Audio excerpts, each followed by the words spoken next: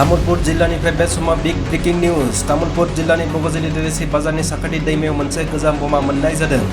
तामुलपुर जिल्लानिफ्राय big breaking news. दैमानिफ्राय बोहैबोनाय थासारियाव बे बमाखौ मोननाय जादों।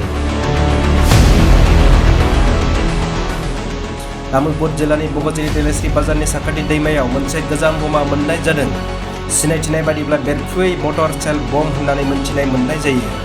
तामुलपुर जिल्लानिफ्राय बिग ब्रेकिं निउज। दैमानिफ्राय बोहैनाय थासारियाव बे मोनसे बमा मोननाय जायो। सिनायथि बादिब्ला बेरफ्रुनाय मटर सेल बम होननानै मोनथिनाय जायो। बग'जिलि ओनसोलाव सिगाङावबो बेबायदि थरसे बमा मोननानै बेरफ्रुदोंमोन आरो सासे सुबुंनि जिउ खहा जादोंमोन।